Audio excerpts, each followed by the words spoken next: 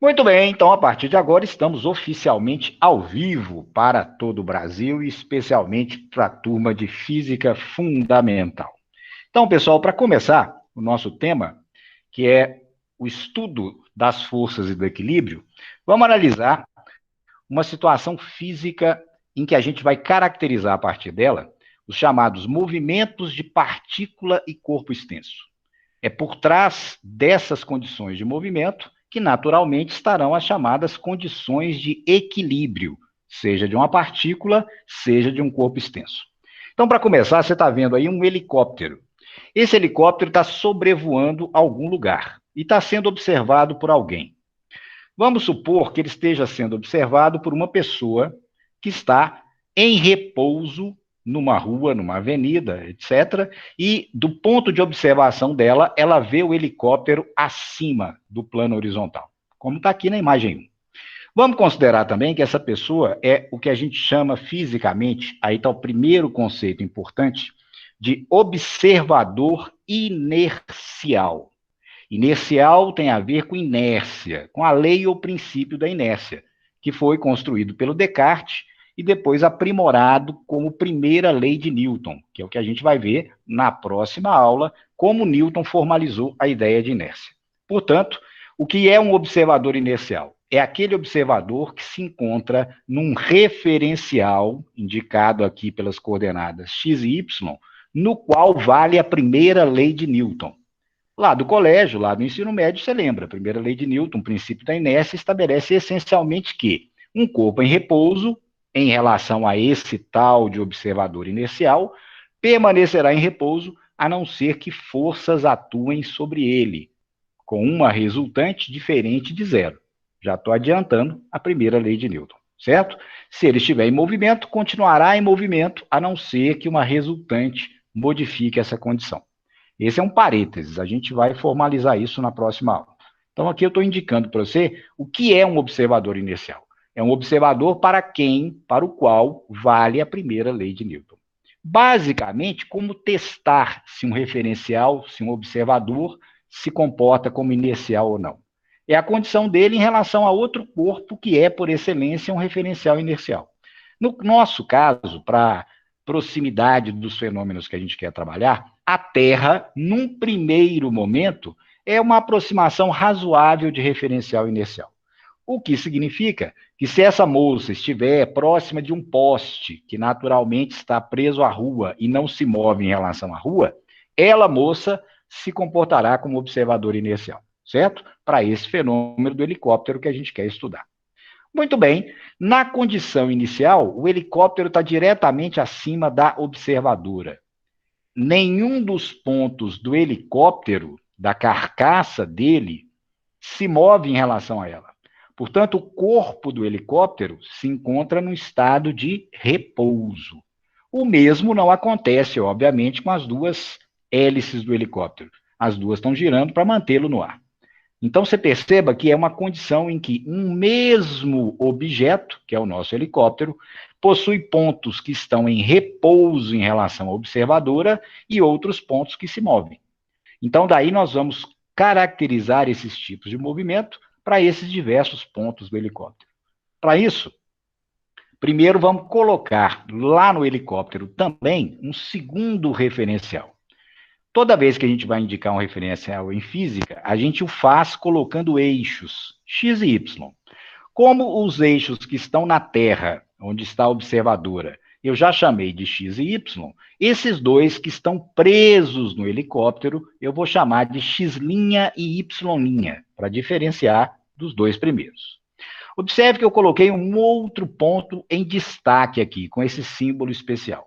Daqui para frente, toda vez que ele aparecer, fique sabendo que ele é uma maneira de se indicar, principalmente nos contextos de engenharia mecânica, engenharia civil e etc., o centro de gravidade daquele objeto. Então, esse símbolozinho indica o centro de gravidade do helicóptero. E é exatamente no centro de gravidade do helicóptero que eu vou fixar os dois eixos x' e y', que vão indicar o referencial de quem está dentro do helicóptero. Pois bem, no primeiro momento, como eu disse, o centro de gravidade do helicóptero não se movimenta em relação à observadora. Então, nós vamos dizer que o centro de gravidade do helicóptero na condição inicial se encontra em equilíbrio estático. O que é a condição de equilíbrio estático? De um ponto, de uma partícula. Que ponto é esse aqui? O centro de gravidade do helicóptero é que ele esteja em repouso. Então, a distância relativa entre o centro de gravidade do helicóptero e a observadora não muda com o tempo. É isso que caracteriza, então, o estado de repouso dele ou equilíbrio estático nessa condição. Muito bem.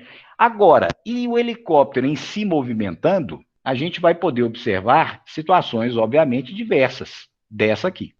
Então, vamos considerar que o helicóptero, a partir dessa posição, ele sofra 2 deslocamentos consecutivos. Vamos ver o que acontece nesse caso. Observe aí. Veja lá. Então, o helicóptero, a partir da posição inicial, efetuou um deslocamento AB e um deslocamento BC. Qual a distinção entre esses dois? A linha pontilhada ABC descreve a trajetória de um ponto do helicóptero. Quem é? O centro de gravidade. Então, a linha que descreve o movimento do centro de gravidade do helicóptero é a linha ABC. Em outras palavras, que você já conhece, isso é a trajetória da nossa partícula centro de gravidade. O que há de especial no movimento ABC? Nós vamos dar 2 nomes aqui específicos para o nosso contexto de equilíbrio. O primeiro nome é o tipo de movimento efetuado no trecho AB. Esse tipo de movimento nós vamos batizar de translação retilínea. Então, o movimento feito pelo centro de gravidade do helicóptero foi uma translação retilínea. E o segundo movimento, o segundo trecho, que foi o trecho BC, é também chamado de translação. Porém, naturalmente, pela forma da trajetória BC, nós vamos chamar de translação curvilínea. Então, o centro de gravidade do helicóptero executou consecutivamente um movimento primeiro de translação retilínea e em seguida de translação curvilínea. Bom, isso foi o movimento da partícula centro de gravidade. E do helicóptero, da carcaça do helicóptero, qual foi o movimento? Repara que os eixos x' e y', que estão presos no centro de gravidade e, portanto, na carcaça do helicóptero, eles se mantiveram o tempo todo paralelos aos seus primos lá na Terra. Y', durante todo o movimento ABC, ficou paralelo a Y. E x', durante todo o movimento ABC que o helicóptero como um todo fez, permaneceu paralelo a x. Sempre que 2 eixos se mantiverem paralelos um ao outro, um eixo de referência, que é o observador inercial, e o corpo que se move, no qual estão os eixos x' e y', se esses 2 eixos linha permanecerem durante todo o tempo paralelos a y e x, nós podemos dizer que o próprio corpo, o helicóptero, a carcaça dele, também fez translação retilínea. E a carcaça do helicóptero, como um todo, também fez translação curvilínea no trecho BC. Portanto, esses 2 termos, translação retilínea e translação curvilínea, podem ser aplicados para uma partícula e para um corpo extenso. No caso da partícula, sempre será possível fazer isso porque ela não executa movimento diferente de translação. Mas o corpo extenso, a carcaça do helicóptero, nem sempre executará a translação. Aqui, repito, ela executou translação porque os eixos que estão presos em seu referencial, x' e y', ficaram o tempo todo paralelos a y e x, respectivamente. Ah, Luciano, mas não vai ser sempre assim? Não. Suponha, por exemplo, que aconteça daqui a pouquinho uma instabilidade. Durante uma tempestade, esse helicóptero chegou no ponto C e aí ele toma uma rajada de vento muito forte, muito potente. O que pode acontecer? Um terceiro movimento. Que tipo de movimento foi esse descrito na imagem 2? Ele não é mais translação, nem retilínea, nem curvilínea também. Ah, mas o helicóptero fez uma curva. Não, o helicóptero não fez curva. Houve algo mais sutil. Observe os eixos do referencial do helicóptero. O que aconteceu com os eixos X' e Y'? Olhe de novo, vamos retroceder. Veja lá, no início do movimento, desse terceiro movimento, Y' e Y são paralelos. X' e X são paralelos também.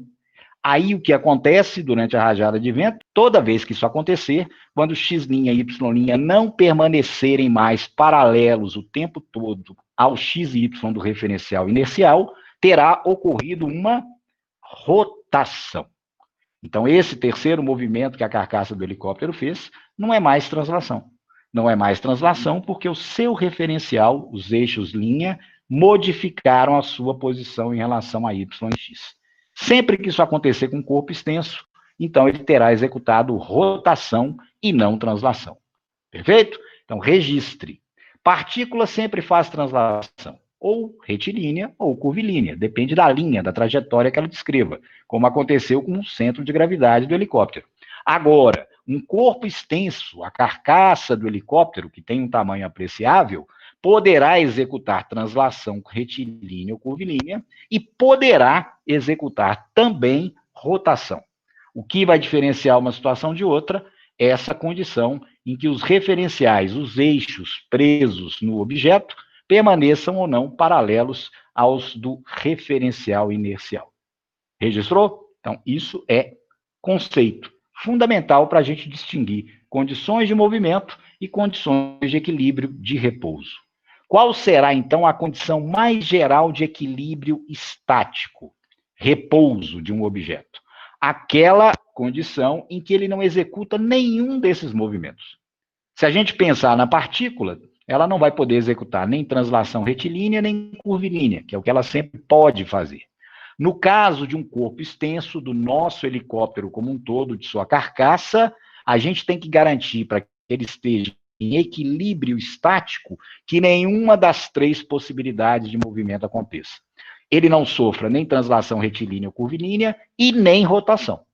Portanto, estudar o equilíbrio de uma partícula é relativamente simples. A gente só tem que garantir que ela não sofra translação. Mas para estudar o movimento de um objeto extenso no espaço, aí precisamos de mais elementos físicos. Não basta garantir que ele não sofra translação, porque sempre ele poderá sofrer também um movimento adicional de rotação. E é isso que nós temos que encontrar. Quais são as condições que vão garantir, primeiro, o equilíbrio de uma partícula, por exemplo, do centro de gravidade do nosso helicóptero, para que ele permaneça em repouso, em equilíbrio estático, e quais são as condições para que o corpo como um todo, toda a carcaça do helicóptero, também permaneça em equilíbrio estático. Não execute nenhum desses três movimentos que eu discriminei. É esse o nosso objetivo. Então, vamos começar buscando as condições de equilíbrio numa situação que simplifica bastante o problema. Mas lá na frente a gente muda para uma condição mais geral. Então, vamos considerar que esse objeto aqui, em forma de cruz, está no espaço. Então, estando no espaço, a gente pode criar mecanismos de força bem diversos do que temos aqui na Terra. Vamos supor que eu crie, por algum processo, um jato, etc., a força F1, que tem sentido para a direita, na minha imagem número 3. E, ao mesmo tempo, eu crie também uma força F2, que tem uma direção diferente de F1. Ou seja, essas duas forças terão que características? Para simplificar inicialmente a análise, vamos considerar que elas são constantes, ou seja, F1 mantém sua direção, seu sentido e seu valor, sua intensidade, sua magnitude e seu módulo. Nada vai mudar em relação a F1. F2 também não. Vai manter a sua direção, seu sentido, seu valor, sua magnitude. Então, são forças constantes. Segundo, elas não são paralelas. Veja que as direções de F1 e F2, obviamente, são distintas, diferentes. E terceiro detalhe que eu estou colocando para contextualizar a situação.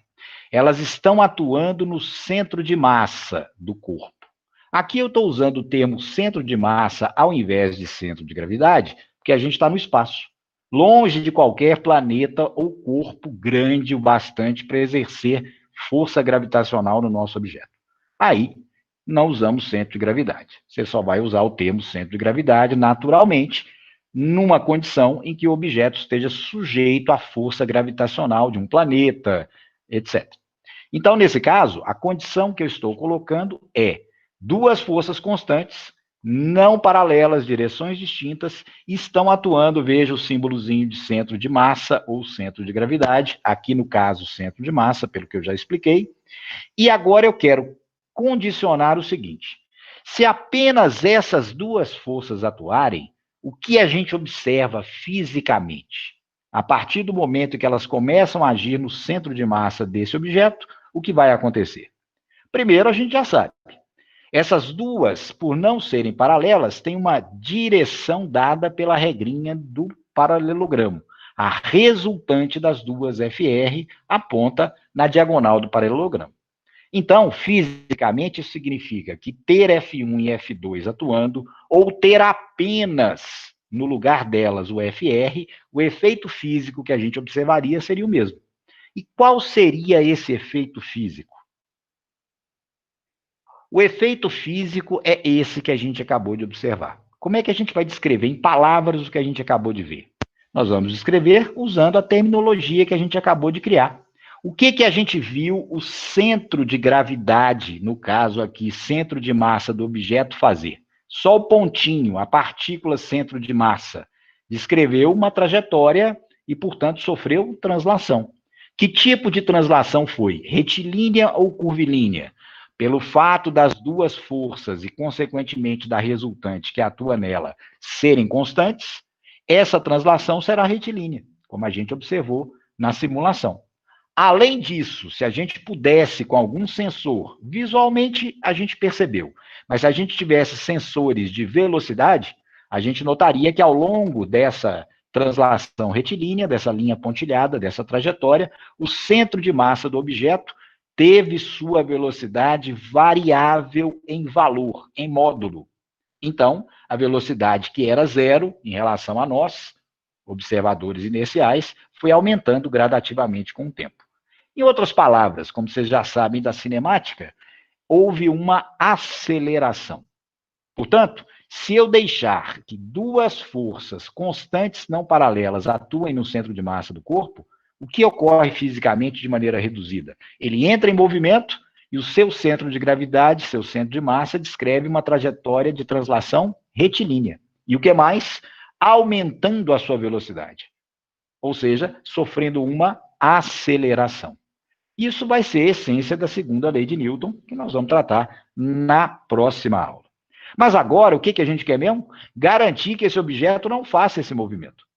Como é que a gente poderia criar uma condição física para que, mesmo com as duas forças indicadas, ele não sofresse esse movimento de translação acelerando?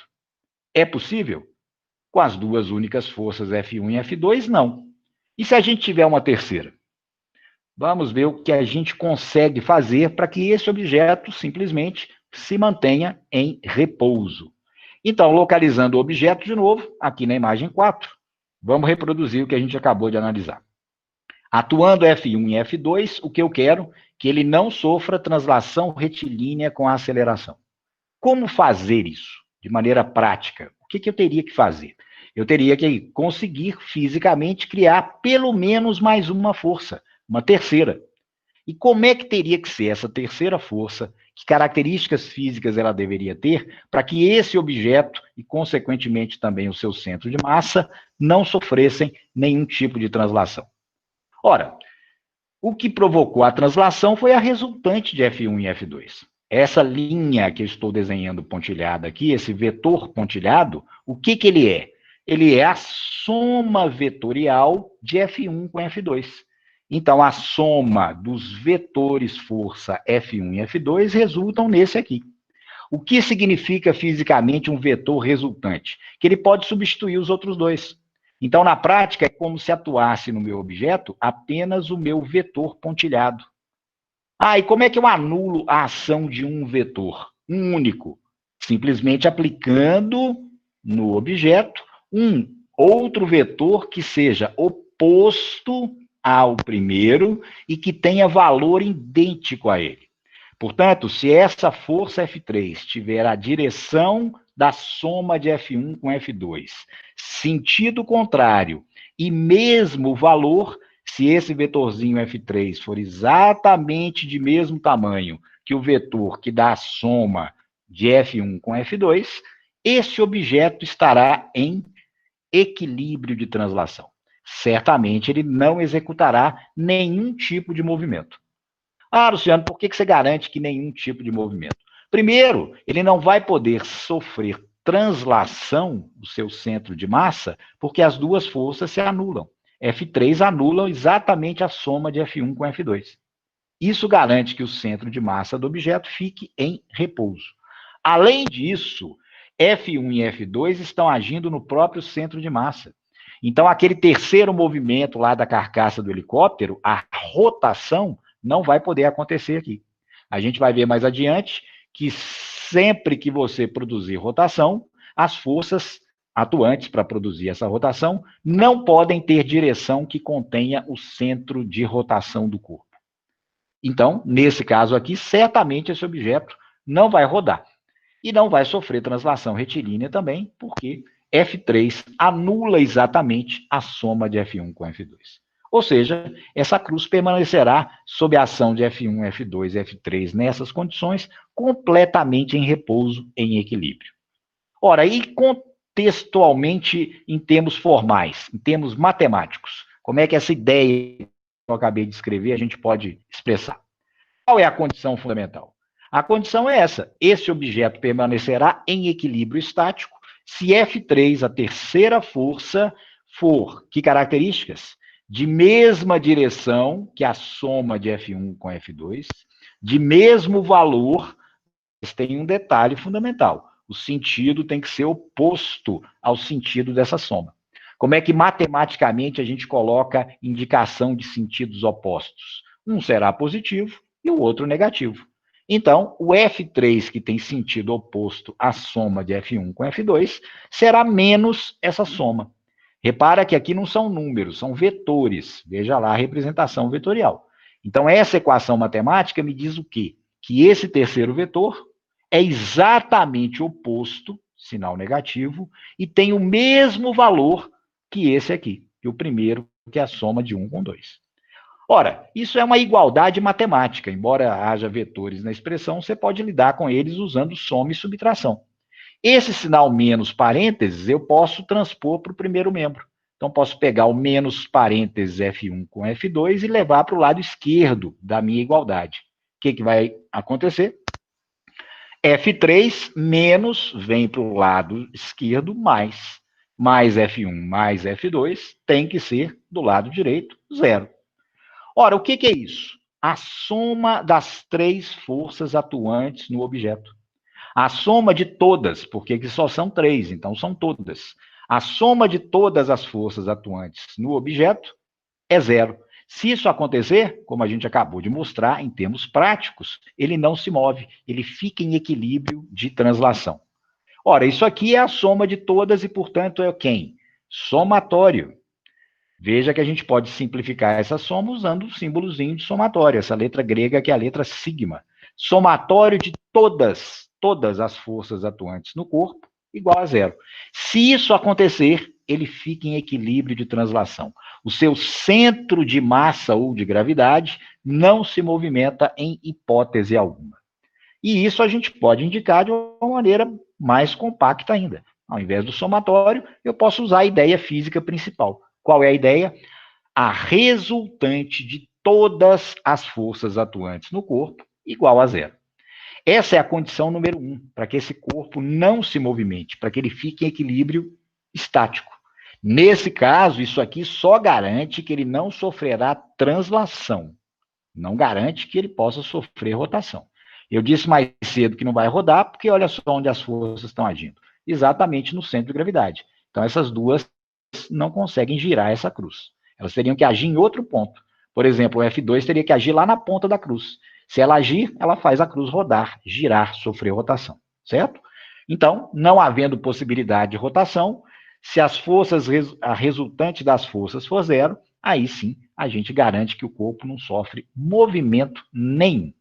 Então, essa é a primeira condiçãozinha fundamental para o equilíbrio. São duas. A primeira é essa.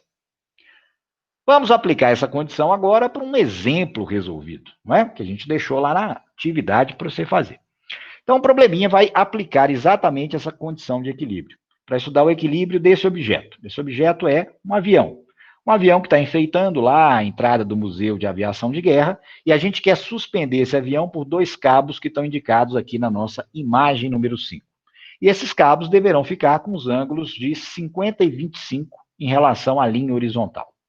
Note que está indicado na figura o centro de gravidade do avião. Aqui agora eu posso falar em centro de gravidade porque a gente está na Terra, num campo gravitacional, né? Então o objeto tem peso. E onde está o peso do objeto? Atuando exatamente no centro de gravidade dele. Então a primeira força a ser considerada nesse problema é exatamente a força peso que atua sobre o avião. Além dela, que outras vão atuar? Lembra do que a gente acabou de estabelecer? Para que o centro de gravidade do objeto, ou centro de massa, se for o caso, não se mova, a soma de todas as forças, a resultante, tem que ser zero. Então tem que conhecer todas elas. Por enquanto, conheço o peso. Quem serão as outras duas? Observe que, por ação do peso, esses dois cabos são esticados. Então, eles têm que, obrigatoriamente, sustentar o avião, para que o avião não se desloque, para que o centro de gravidade não sofra translação para baixo, o avião caia. Portanto, temos mais duas forças agindo no objeto. São elas as chamadas forças de tração. Tração é ato ou efeito de esticar alguma coisa. Então, o fio está sendo esticado. Por isso, as forças de tração indicadas. T1, fio da esquerda, T2, fio da direita. E o nosso probleminha, nosso exemplo resolvido, pergunta o quê? Sabendo que o valor do peso do avião é 12 quilonewtons e que ele está, veja só, em equilíbrio, calcule os valores das forças de tração T1 e T2. Muito bem, Luciano, como é que alguém pode só visualmente garantir que o objeto está em equilíbrio? Fazendo o teste daquela observadora lá da primeira imagem, lembra? Então alguém está lá no chão e olhando para o avião. E por algum procedimento com laser, etc., ele mede a posição dos vários pontos do avião e vê que não se modificam nenhuma das posições de nenhum dos pontos. Portanto, em relação a ele, observador inercial, todos os pontos do avião estando em repouso, ele está em equilíbrio. Certo? Muito bem. Agora, com essa ideia de equilíbrio, a gente pode calcular os valores de T1 e T2. Por quê? Porque sempre que um objeto está em equilíbrio de translação, o centro de gravidade dele não sofre translação retilínea, não vai para nenhuma direção, a gente pode garantir que a soma de todas as forças é zero. Então, mesmo sem saber ainda quais são os valores de T1 e T2, eu tenho certeza que a soma dos vetores T1 com T2 com P tem que dar zero. E essa soma é que vai permitir que a gente calcule indiretamente os valores de T1 e T2. Mas para isso, eu tenho que lembrar como é que a gente faz a soma, a resultante de vetores. Há várias maneiras. A gente viu pelo menos duas, que é o método da poligonal e o método das componentes. Normalmente, o método das componentes é aquele que simplifica mais o problema. Então, vamos começar com ele. Então, nesse caso, a gente tem as três forças trazidas aqui para um ponto comum, certo? Centro desse diagrama XY que eu acabei de desenhar na imagem número 6. Então, trouxe os vetores força idênticos à situação real que a gente tinha. T1 agindo no fio 1, T2 no fio 2 e P agindo no centro de gravidade do nosso avião. Qual é o primeiro passo? A lei que a gente deve estabelecer para que o corpo esteja em equilíbrio. A gente argumentou fisicamente que, para isso acontecer, a resultante de todas as forças tem que ser zero. A partir do momento que a gente trabalha com componentes, eu posso dividir essa expressão de resultante em duas.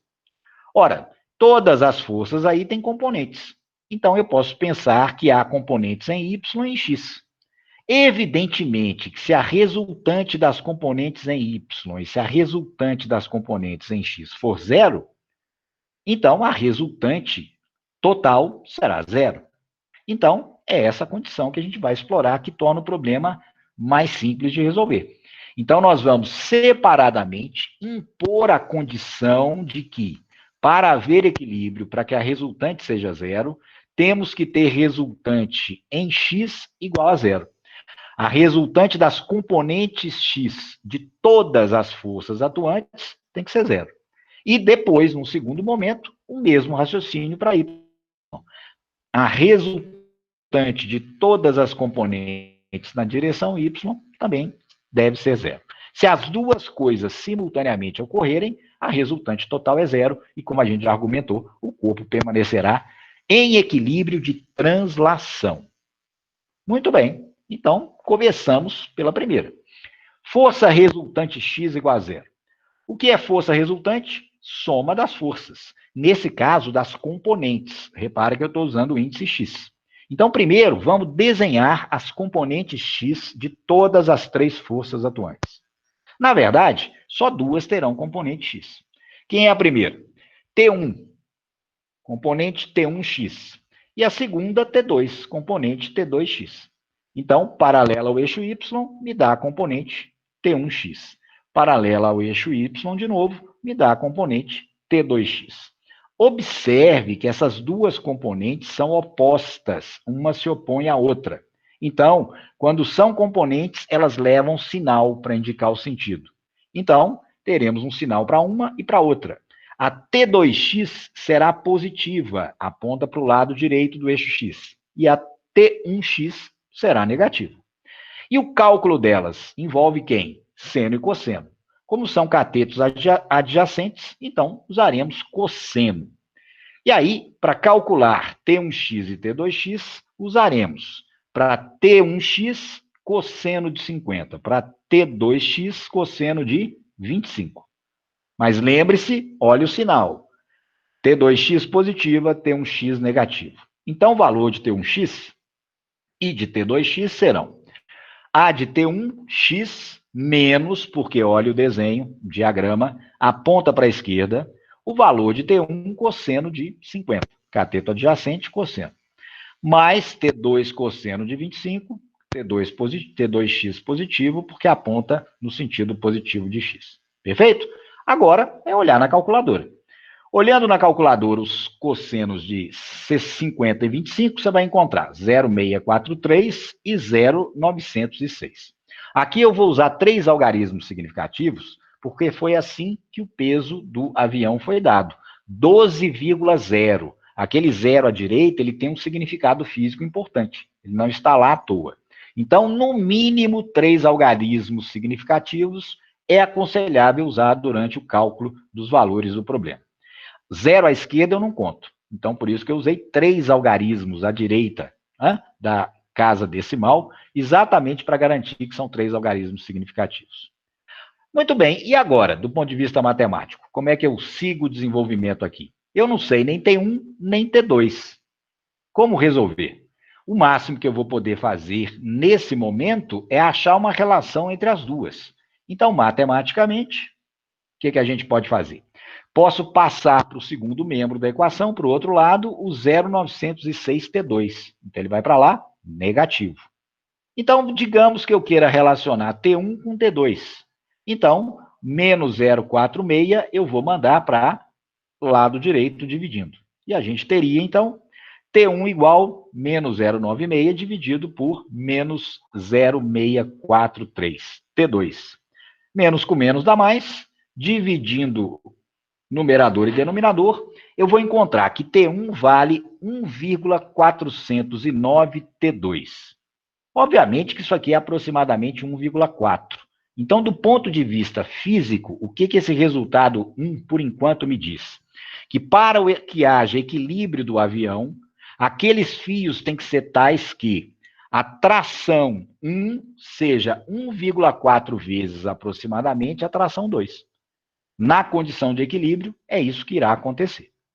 Agora, para encontrarmos os valores exatos de cada uma, eu precisarei de uma outra equação. Por isso que eu chamei essa relaçãozinha de número 1.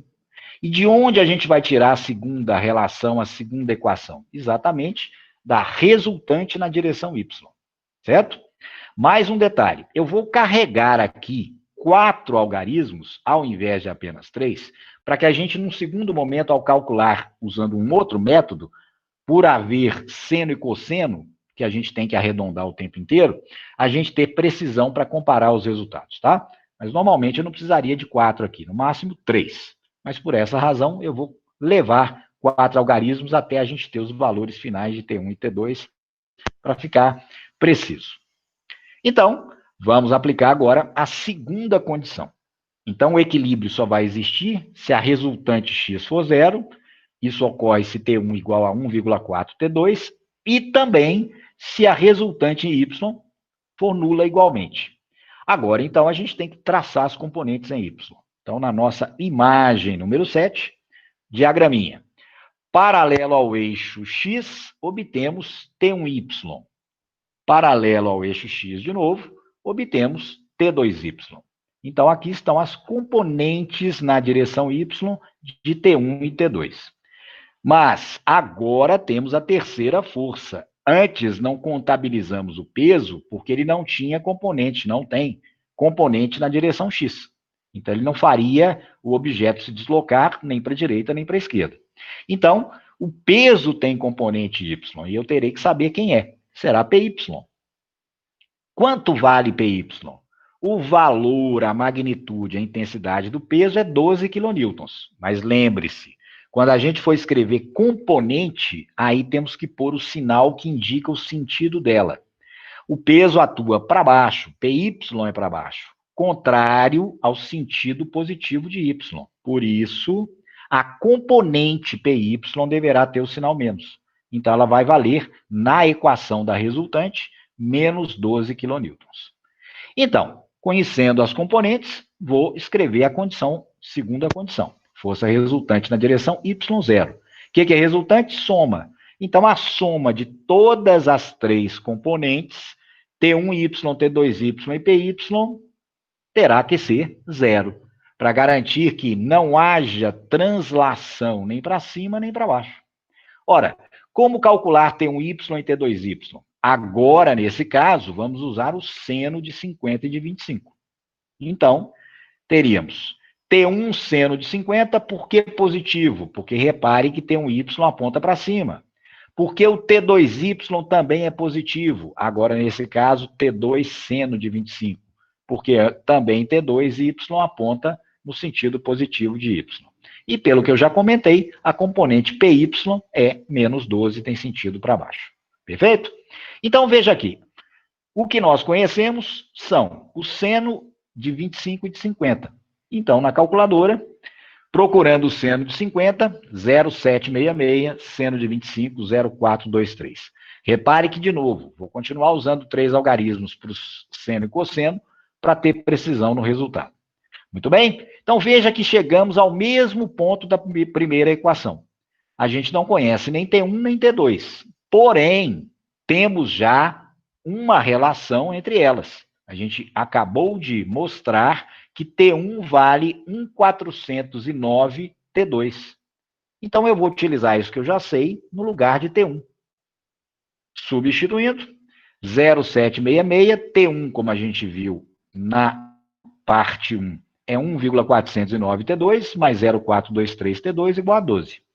Fazendo esse produtinho, você vai encontrar 1,079 T2 mais 0,423 T2 igual a 12. Observe que agora é uma equação com uma única incógnita, T2. Então, basta somar esses dois termos. 1,502 T2 igual a 12. Quem vai ser T2? 12 dividido por 1,502. E esse valor dá aproximadamente, com 3 algarismos, 7,99 kN. Percebeu? Então, veja que só foi possível chegar ao valor de uma das forças usando as duas condições de equilíbrio, né? Força resultante YX e em X também. E a segunda força, T2? Agora a gente usa a relação. A gente sabe que P1 é 1,409 T2, portanto, o nosso T1 será 1,409 vezes 7,99, que dá, com 3 algarismos, arredondando, 11,3 kN.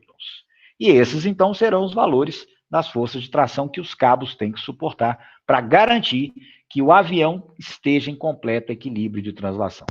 Perfeito?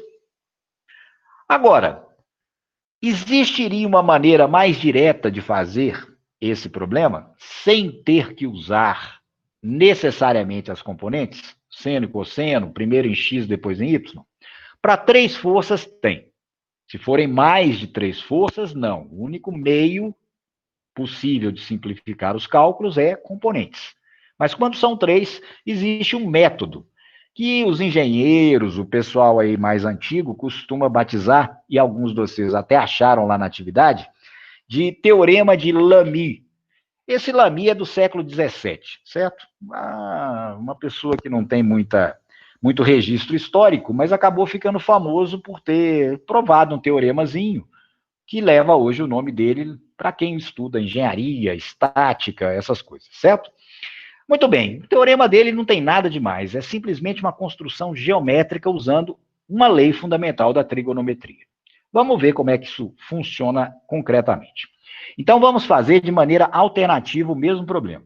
Eu não vou pensar em componentes. Suponhamos que eu não soubesse, nunca tivesse visto na vida o método das componentes. Como é que eu poderia resolver esse mesmo problema? Chegar nos mesmos resultados? Vou tentar o caminho físico. Qual é o caminho físico? Aquele que a gente fez lá no começo, lá naquele corpo que eu coloquei no espaço. Lembra? Como é que a gente garantiu que com três forças não paralelas atuando no centro de massa do corpo, ele ficaria em equilíbrio? O que eu fiz primeiro? Você lembra? O que eu fiz primeiro foi exatamente traçar a resultante de duas dessas três forças. Então, T1 e T2 têm uma resultante. Ora, qual é o princípio físico fundamental? Só haverá equilíbrio do centro de gravidade do avião que está aqui se a resultante de todas as forças for zero. Isso é inevitável. Ora, como garantir isso? Como garantir que o peso não desloque o centro de gravidade para baixo? Isso somente será possível se esse vetor pontilhado tiver o mesmo valor da força-peso e sentido oposto a ela. Dessa maneira, esses dois vetores se anulam. E aí, nós não temos resultante sobre o centro de gravidade e ele não sofre translação retilínea. Então, essa é a ideia física fundamental. É exatamente isso que o tal de Lamy acaba usando no teorema que leva o nome dele. E o que ele usa mais, já que ele não usa componentes? Geometria. Observe que eu tenho um triângulo, na verdade, dois aqui na figura. E o que eu conheço desse triângulo? Eu conheço ângulos dele. Vamos procurar por esses ângulos. Olha lá. Primeiro ângulozinho desse triângulo que você pode conhecer é esse que eu acabei de destacar. Quanto que ele vale? De cabeça, né? Se o ângulo total aqui é 90, temos 25, falta quanto? 65 graus.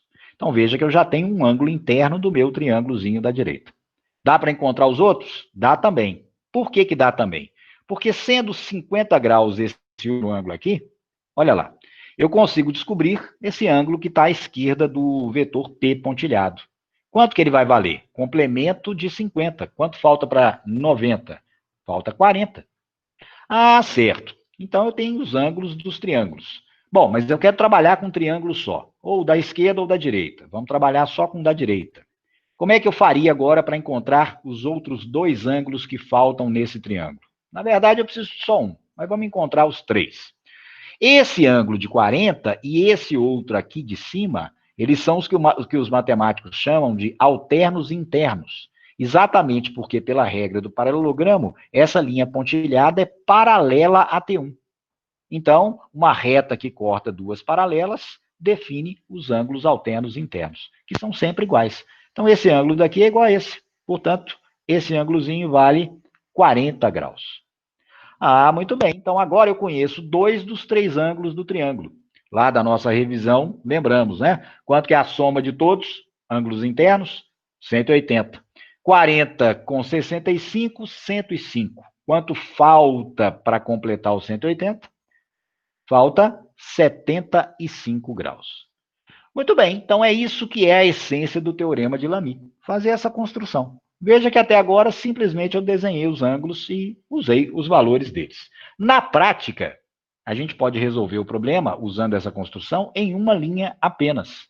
Vou destacar aqui, para que fique mais claro, no diagrama 9, o mesmo triângulozinho que a gente tem no sistema de forças. Ora, os ângulos são 65, 40 e 75. E os lados desse triângulo auxiliar aqui, quem são? São os valores das forças que estão indicadas no diagrama de componentes. Então, temos aqui esse vetor devendo ser de mesmo valor que o peso, esse aqui, T2, e esse terceiro, por ser paralelo, tem o mesmo valor de T1.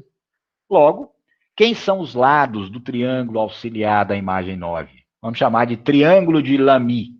São exatamente P, T1 e T2. Ora, a partir de agora, esse problema passa a ser um problema puramente matemático, que você consegue resolver em uma linha. Por que uma linha? Porque já existe uma lei prontinha para se usar aqui. Relação entre os elementos de um triângulo qualquer. Repara que esse triângulo não é retângulo. Aqui não vale Pitágoras, não vale seno, não vale cosseno, nada disso. Não no sentido de um triângulo retângulo. Mas vale a famosa lei dos senos. A lei dos senos relaciona quem? Cada lado desse triângulo com o seno do ângulo oposto. Então, nós temos 3 lados, conhecemos os 3 ângulos, podemos usar a lei dos senos para quaisquer 2 deles. Vamos começar com peso e T1. Já que o peso a gente sabe que essa medida aqui vale fisicamente 12 quilonewtons.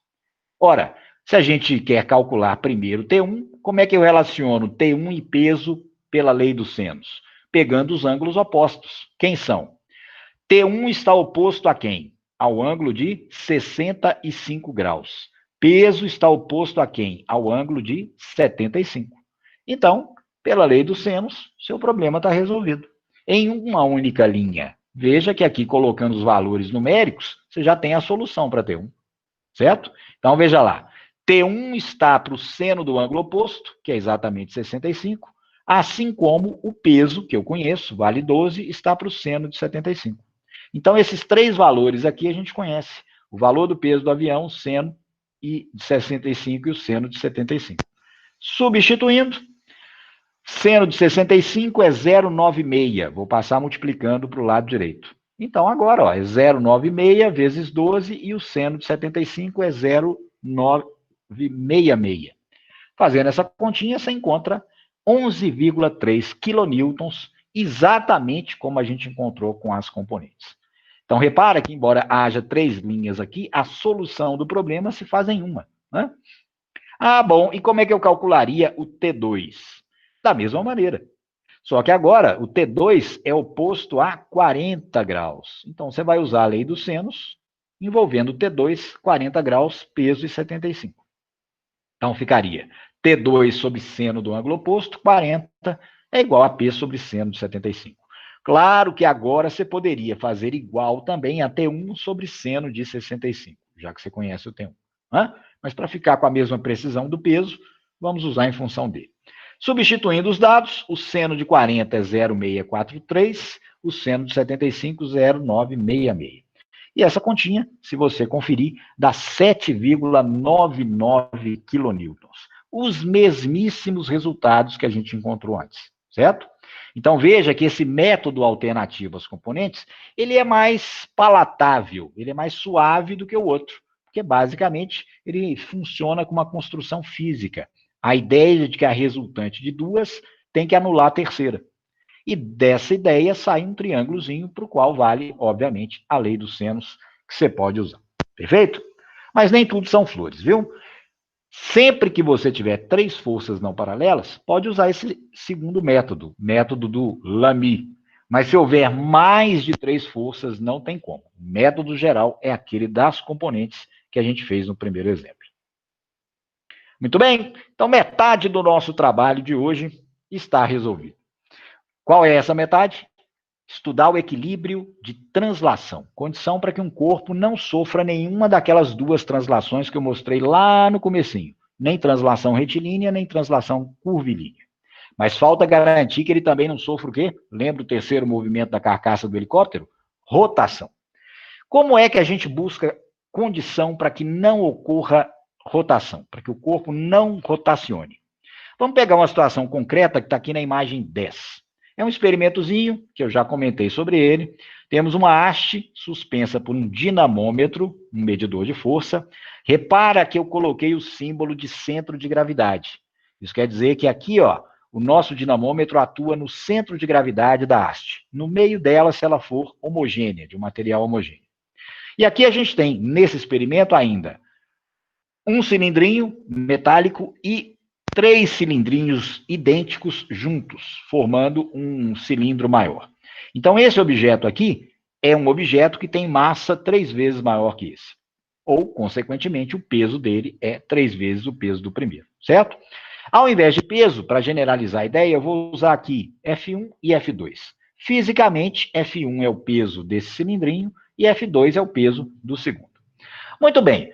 Qual é a ideia do experimento? O que vai acontecer se eu colocar os 2 cilindros suspensos na minha haste, sabendo que aqui existe um parafusinho que gira, um eixo de rotação, certo? Passando pelo centro de gravidade. Vamos ver.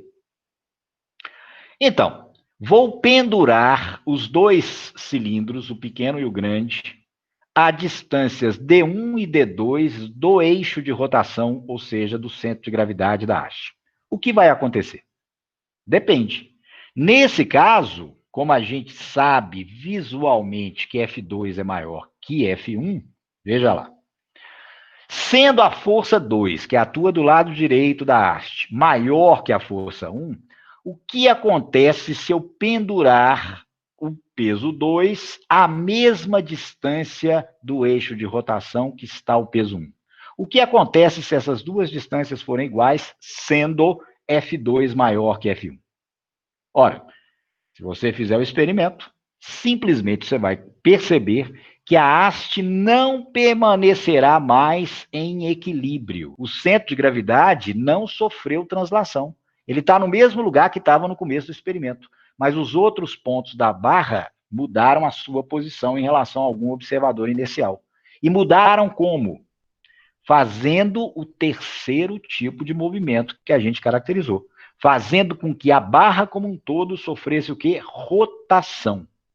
E detalhe, com um sentido conhecido. Esse sentido é o chamado sentido horário. Então, é um tipo de rotação plana possível. Tem outro? Sim. O que aconteceria se eu repetisse o experimento colocando o peso 2 à mesma distância do outro lado, invertendo as posições dos pesos? Haveria rotação também, só que no sentido anti-horário. Pois bem, o que a gente quer agora? Garantir que nenhum desses 2 tipos de rotação aconteça. Garantir que a barra, uma vez colocada na horizontal, permaneça na horizontal. Para fazer isso, o que nós temos que considerar? Fundamentalmente, a única coisa que eu posso mudar no experimento são os valores de D1 e D2, já que eu vou usar os mesmos cilindros de antes. O que na prática, uma vez que a barra se desequilibrou, que ela girou e permaneceu na posição que está na imagem 11, o que você poderia fazer na prática para que ela, uma vez colocada na horizontal, permanecesse? Pegando valores concretos. Se essa distância 1 for 24 centímetros, a gente mantiver fixa, ou seja, o pezinho mais leve ficar fixo na extremidade esquerda, e sabendo, como eu já disse, que o peso de M2 é o triplo de M1, é possível que a gente recoloque a haste na horizontal e que ela permaneça em equilíbrio, sem girar? O que na prática você teria que fazer? O pezinho 1 eu não vou mexer com ele está fixo. Fixei lá em 24 centímetros até o eixo de rotação. Então, eu teria que mexer, obviamente, com o pezinho 2. Isso é simples. Você vai pegar lá o ponto de suspensão dele e deslocar ao longo da nossa barra. Se você fizer isso na prática, veja aí o que acontece. Certamente existirá um ponto exato a uma distância D2, que agora a gente não sabe ainda, para a qual o conjunto haste e cilindros permanecerá em equilíbrio de rotação, não girará mais. Aliás, você poderia ter feito isso desde o começo. Se a gente soubesse o valor de D2 para não haver rotação, ao pendurar os 2 nas posições indicadas aqui na figura 11, a haste não giraria em nenhum dos 2 sentidos. Perfeito? Então, a questão agora é essa. Qual é, estrategicamente do ponto de vista físico, a relação que permite que o sistema não sofra rotação? Ora, os fatores aqui envolvidos são 4. duas distâncias, as distâncias até o eixo de rotação, e as duas forças que podem fazer a nossa haste girar. Na prática, então, deve haver algum tipo de relação entre as grandezas distância e força. Então, a gente poderia pensar, inicialmente, num tipo de proporção. Se você fizer isso no laboratório, você vai ver que, de fato, existe uma proporção. F1 está relacionado proporcionalmente com D1 e F2 proporcionalmente com D2. Nesse caso, seria fazer o que vocês chamam de regra de 3. Então, a força 2 está para 24, assim como a força 6 está para a distância D2, que a gente quer descobrir. Mas muito cuidado. Se você fizer isso no laboratório, e mesmo visualmente, já dá para perceber que não é uma regra de 3 direta. A regra de 3 direta, as grandezas sendo proporcionais, aumentando-se uma, dobrando-se uma, por exemplo, a outra tem que dobrar. E aqui a gente fez exatamente o oposto. A gente deslocou a força de maior intensidade para mais perto, para menor distância do eixo.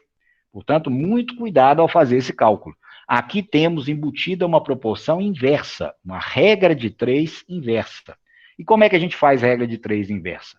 A regra de 3 direta é produto dos extremos e dos meios. Multiplicar cruzado, como vocês dizem. Na proporção inversa, não. Na proporção inversa, nesse caso, como é que a gente calcularia a igualdade? 2 vezes 24 igual a 6 vezes D2.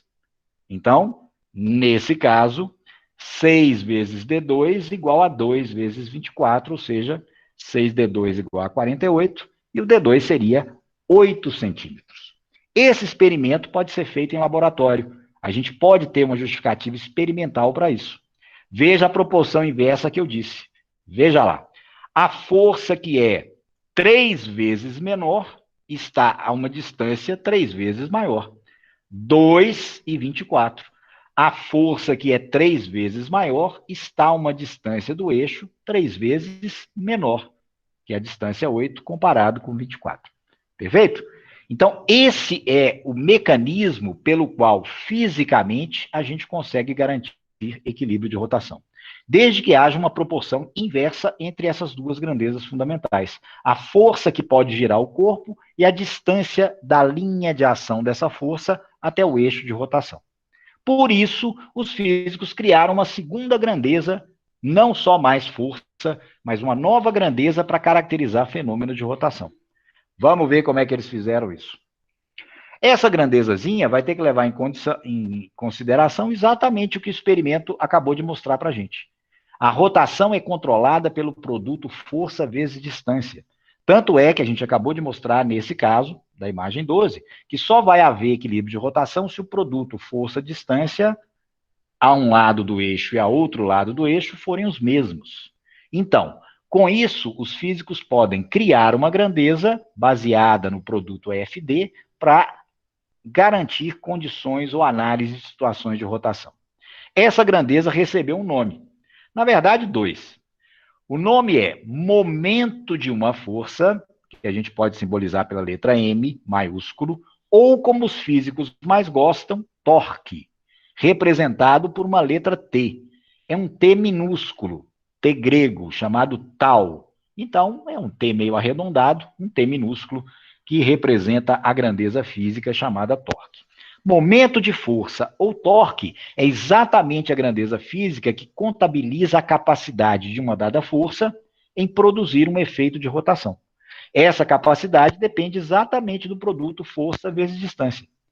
Então, momento de força F vezes D, torque F vezes D. Essas duas aqui definem, então, a grandeza que controla a rotação.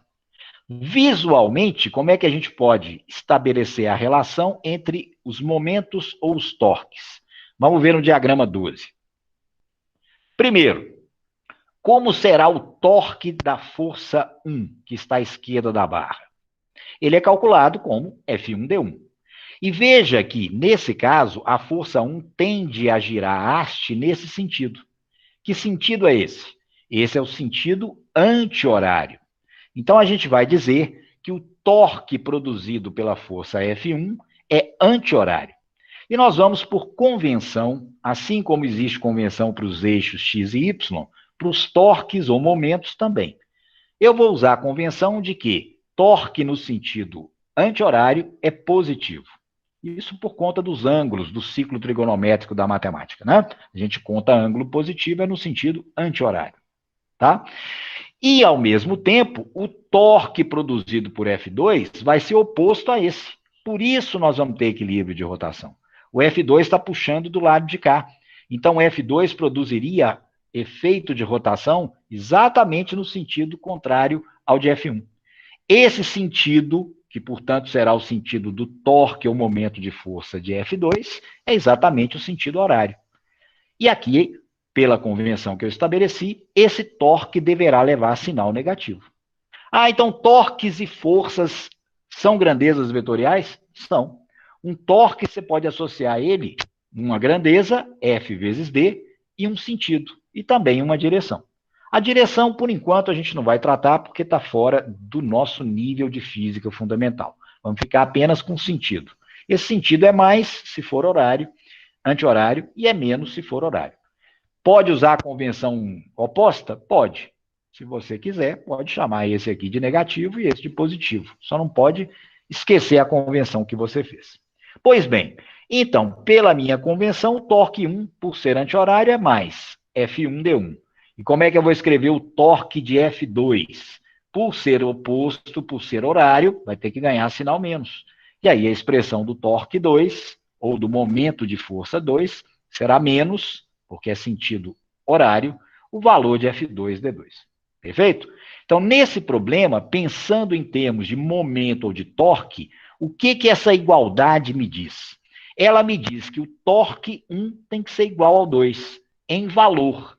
Mas, naturalmente, para eles se anularem, para a barra, a haste não girar para lado nenhum, eles têm que ser opostos em sentido. Eles têm que ter sinal contrário. Então, a grande condição física para que não haja rotação, usando a terminologia de torque ou momento, é garantir que o torque 1 seja menos o 2. O que quer dizer esse menos? Sentido contrário. Então, eles devem ter o mesmo valor, F1D1 igual a F2D2, mais um oposto ao outro, como as setinhas de rotação indicam. Substituindo, então nós teremos menos T2 trazido para o lado esquerdo, e a gente vai ter que a soma dos torques 1 e 2 deve ser zero. Os dois devem anular um ao outro, assim como as forças com relação ao equilíbrio de translação. Ah, então eu posso considerar isso um somatório? Sim. Então, somatório de todos os torques ou momentos das forças do problema também deve ser zero. E aí nós vamos ter a segunda condiçãozinha parecida com a de força resultante. Só que agora a gente vai chamar de condição de torque resultante. Aqui eu estou usando a letra tal. Ou então de momento de força, se você preferir usar o nome de momento. Momento resultante igual a zero. E o que é isso? A soma dos FD, de todas as forças agentes no problema, com o seu sinalzinho característico, tendo que dar zero. Se isso acontecer, o corpo terá equilíbrio de rotação obrigatoriamente. Então, toda vez que um corpo estiver em equilíbrio, são duas condições que devem ser satisfeitas. Primeira, a resultante de todas as forças igual a zero, e a segunda, a soma de todos os torques ou momentos, também zero. Se as duas coisas acontecerem, o corpo extenso não fará nenhum daqueles três movimentos com que eu comecei a aula de hoje, certo? Ah, Luciano, então, se a força resultante for zero, a gente só tem garantia de que ele não sofre translação, nem retilínea, nem curvilínea. Exatamente. Se a gente souber também que os torques têm resultante zero, eu também posso ter certeza que ele não sofrerá rotação em torno de nenhum eixo.